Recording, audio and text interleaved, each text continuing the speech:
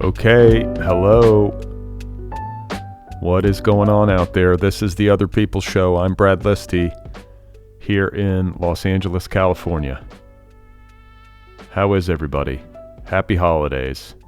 It is Friday, so it's time for another flashback episode where I dig into the Otherppl archives and share an outtake from one of my older episodes out of the past.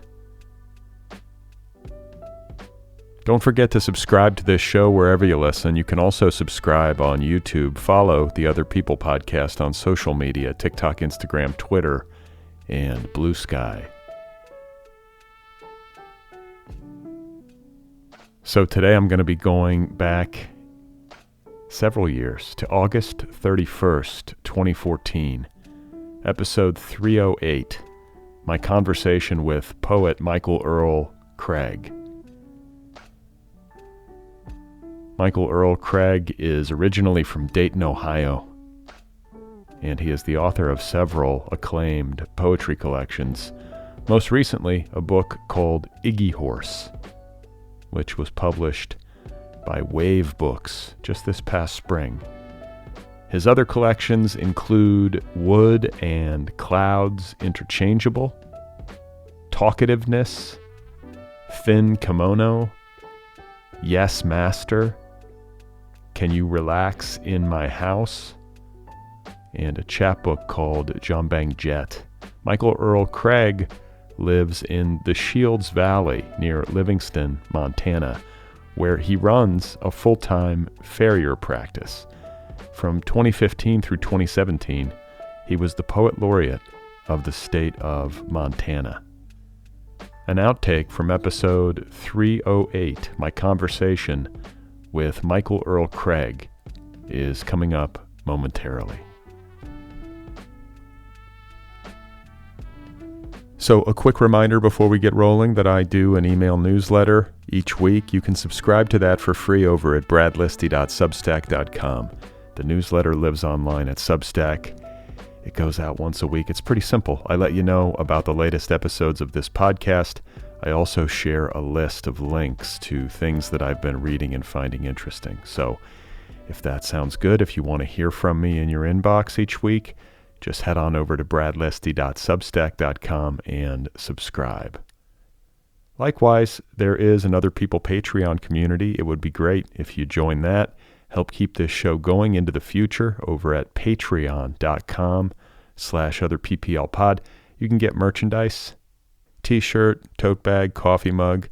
You can get a book club subscription, all of that over at patreon.com/otherpplpod. Okay, so let's get to today's flashback. Once again, I am going to be sharing an outtake from episode 308, my conversation with poet Michael Earl Craig. This episode first aired on August 31st, 2014. A reminder that the full episode is available in the feed, so if you like what you hear in this flashback and you would like to listen to the full presentation, go get it. Episode 308. Search for it. It's there. And you can hear Michael Earl Craig and me talking at length. All right? So here we go. Another flashback. This is Michael Earl Craig.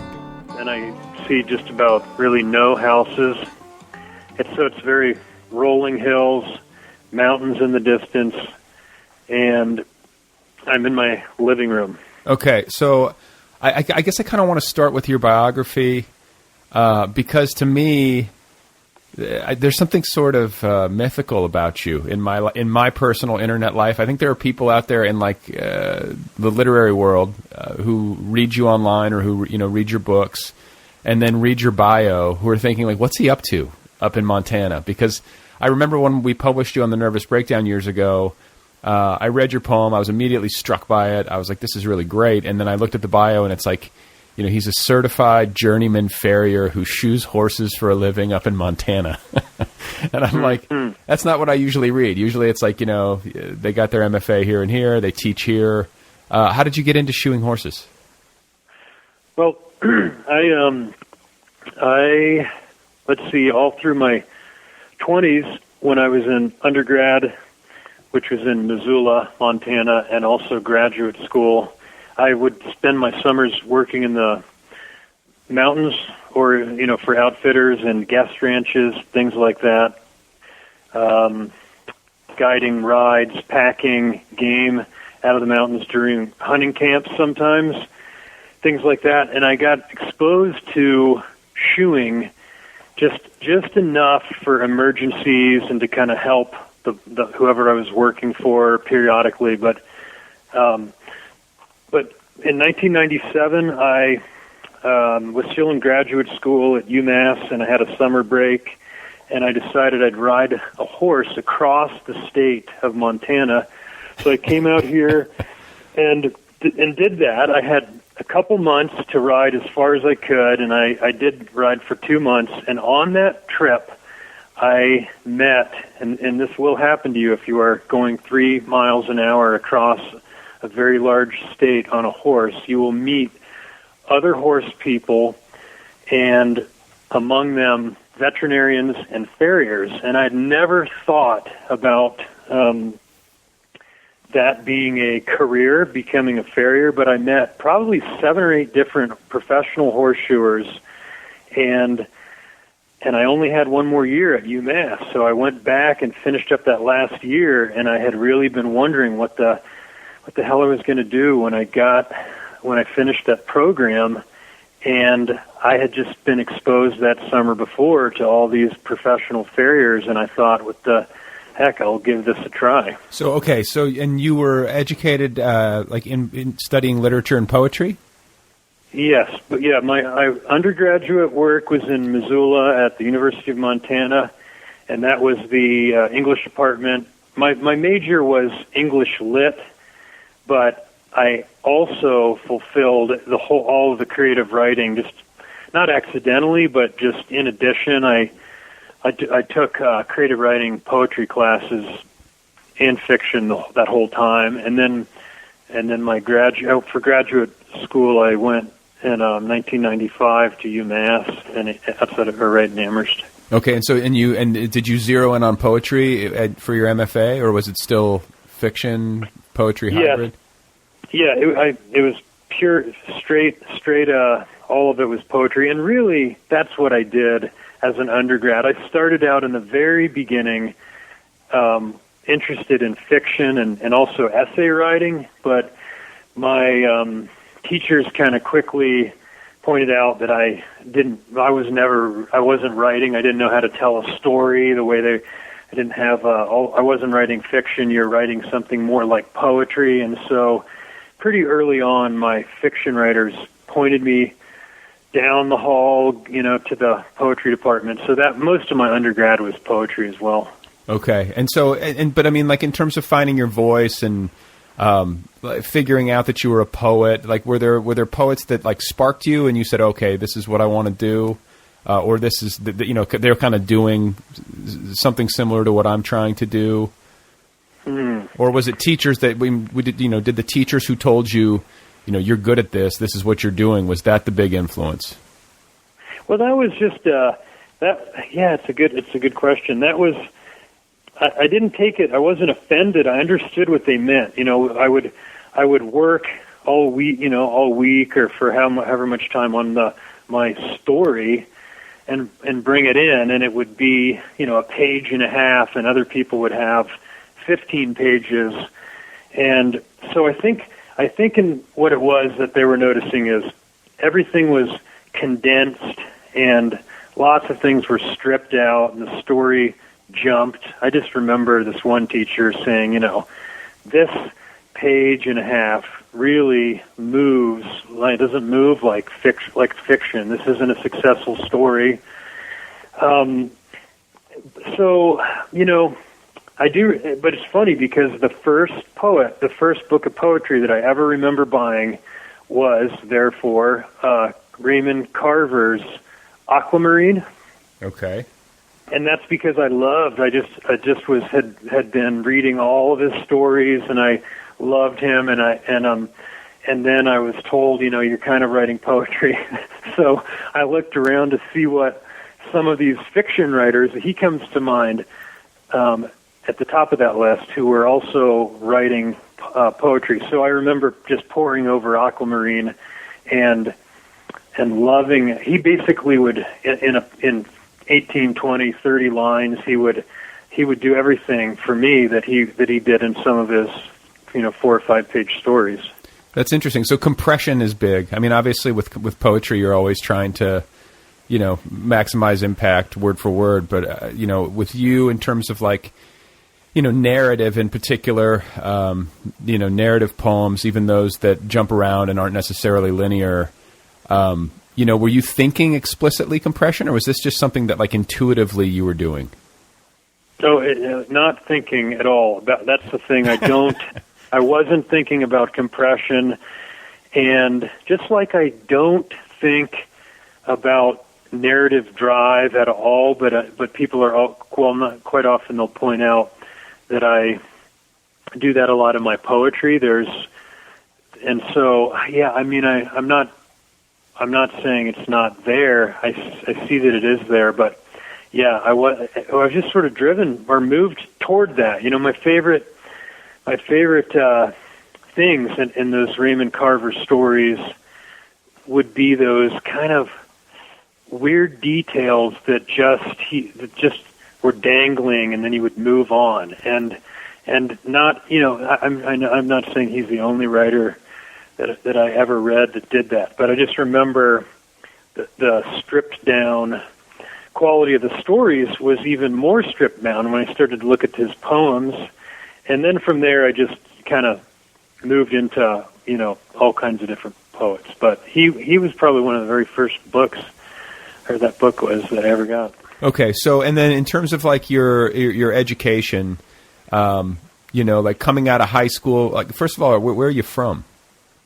I am from Dayton, Ohio. Okay, so Midwest. The Midwest, yeah. All right, so grew up in Ohio.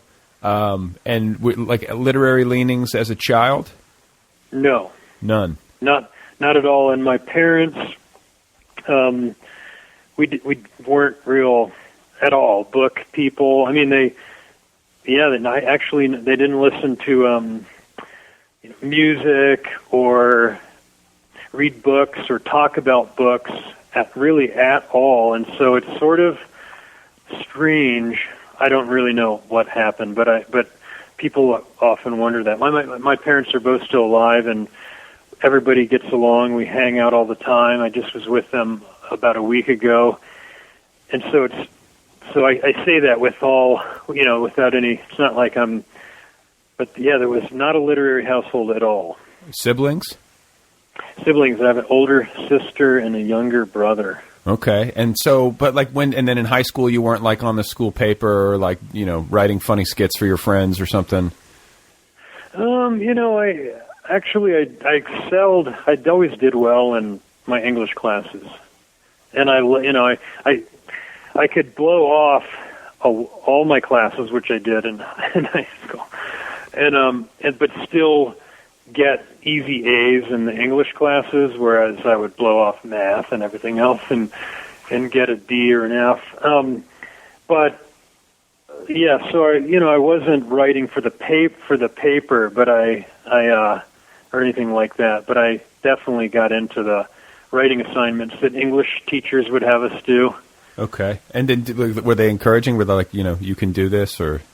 Did you get? Yeah, I think so. Yeah, I had some really good teachers in high school, and although I don't remember reading any contemporary poetry at all, and it really yeah. In high school, it was you read The Raven, or it was that was kind of my education as well. I don't remember reading, or what was the Wordsworth poem, or what's the one, the Night of the Ancient Mariner, or whatever? Is that Rime of the Ancient Mariner? Rime of the Ancient Mariner. So that kind of stuff. Oh, we read all that, but the idea that there were people that were just maybe 6 or 8 or 10 years older than me that were really seriously writing poems and publishing books, I had no concept at all, that any of that was going on. Whereas now I visit periodically this high school in Livingston, and I'll jump in there and teach some poetry classes and things with them. And that teacher, this friend of mine in Livingston, he has them reading all kinds of really great contemporary stories and poetry, and I just think that it's very different from my experience in high school. Yeah, well, but it sounds like you had like a happy family and like a happy childhood. Yeah, that's the other thing. Yes, pretty much. That can be a detrimental to a poet's career. Yeah, I know. I kept thinking, well, at some point I'm going to need to get some more chaos, and I need to stir things up. I get along with the entire family, and I don't even have any real problem with where I grew up. I mean, Ohio, Dayton, it's sort of strange. I'm glad you mentioned that it's Midwestern. A lot of people, when I say Ohio, they immediately think, they'll say, the East. Well, it's not the East at all. No, my sister went to UD, so I've spent some time in Dayton, and you've been there. And I'm from Indiana, so I grew up a stone's throw from where you were raised. Oh yeah, so UD was probably a 4-minute bike ride without even pedaling downhill to get right to the ghetto, the UD sure, yeah. ghetto. Yeah, so I grew up right on the whole area, Brown Street, and so yeah, I don't even have a problem with that. I mean, I just think I don't know. Yeah, my childhood was. It's not like there were no bad things that ever happened, but it wasn't traumatic. I don't really draw upon any struggle in my writing like that. And you say your parents weren't literary or like into music or anything. Like, what did your old man do? Like what? Okay, my dad was a lung doctor, pulmonologist, pulmonary specialist, and his excuse for not really knowing who the Beatles were was that he was just too busy, and he's being totally serious. He's not being a smartass or anything. My parents are just like, well, I think we knew that we'd heard of the Beatles, okay? But as far as, then there's a pause and they'll look at each other, because I've had this conversation a number of years back where I said, do you remember any of that? Because when I grew up, I thought that's how everybody's parents were, and then I got a little older and I realized some of my friends had parents who had these killer album collections. Right. No, I'm the same way. My parents are exactly the same way. Yeah, and I'd think, wait a minute, did you? Not a single album. Right. Nothing. My dad had, and I hope this doesn't sound. God, he's going to listen to this. But my dad did have Barbra Streisand on 8-track. My mom. Did your dad have that? No, my mom's a big Streisand fan. My dad's into James Brown. Like that's the one. I mean, and I say into him, and I mean knew his songs and would say he liked him, but it's not like he had any albums, But it was right. the one thing I can remember musically, which is so at odds. Like if you met my dad, you wouldn't think James Brown. Yeah. But yeah, I mean, in fact, the Barbra Streisand was probably one of those greatest hits things that he, got at the gas station or something like that. I don't know, but it's in books, no talk about politics at the dinner table, but also no arguing, no throwing things around. I mean, it was just, it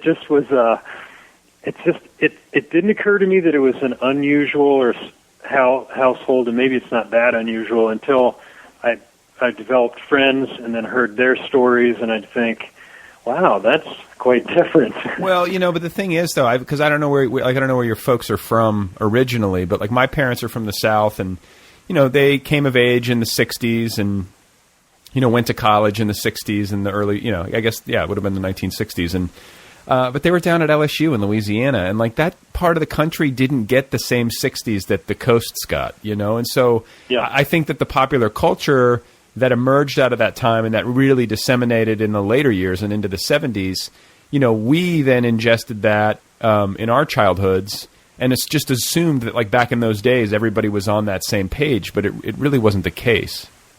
Right, and that's a good point because my parents are both from Ohio. My dad's from a small town, Xenia, and my mom is from Dayton. And also they were born in the mid-30s, so my parents were kind of trying to get through medical school in their 20s and late 20s, and so they probably were, just not, they weren't partying and they weren't, they just missed that. I think maybe if they would have just been a little bit farther born in like around 1940 even, or the early 40s, that they probably would have been more in the middle of all that. But they weren't, and so the house. But it's so strange because I love music, books, film. I mean, I don't know where it came from, but and my mom has more than once. She just says, I don't know where that all comes from. You don't have any kind of like relative, like you don't have like a crazy uncle or something where you're like, okay, that's me. Well, yeah, actually, my mom's brother, he just passed away in March this year. But he was an English teacher. He taught high school English, and he was always. That's where somewhere on that side of I don't know, but he is definitely one place to point where he was always reading and listening to stuff, not necessarily pop and rock. He was really into classical music, but yes, something going on there for sure. All right, everybody, there we go. Today's flashback, Michael Earl Craig from episode 308. It first aired on August 31st, 2014. Don't forget that the full episode 308, is available in the feed. So if you want to hear the rest of that conversation, go in for the full hour, have at it. Just search for episode 308.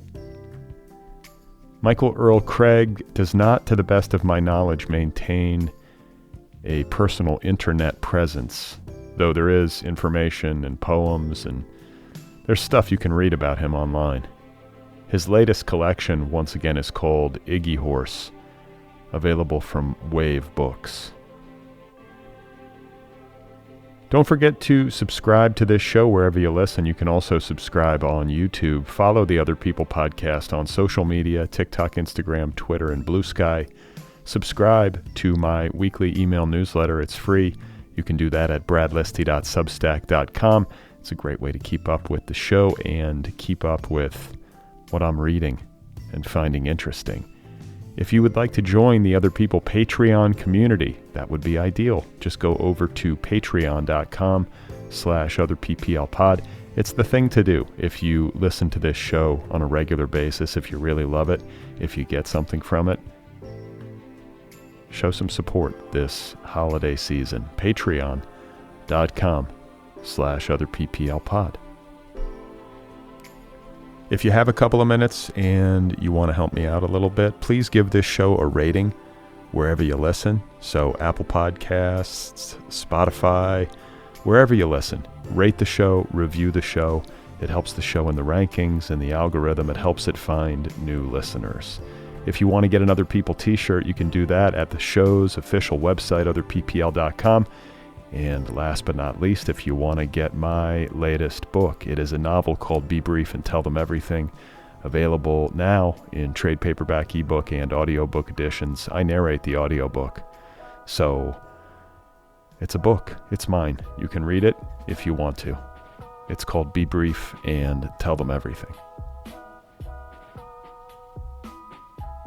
All right. So on Sunday, there will be a brand new Craftwork episode. Very exciting. I will be in conversation with my old friend Melissa Broder, author most recently of a novel called Death Valley. we are going to be having a deep dive discussion on Sunday all about meditation and how it can help you with your creative writing. So, isn't that exciting? Stay tuned.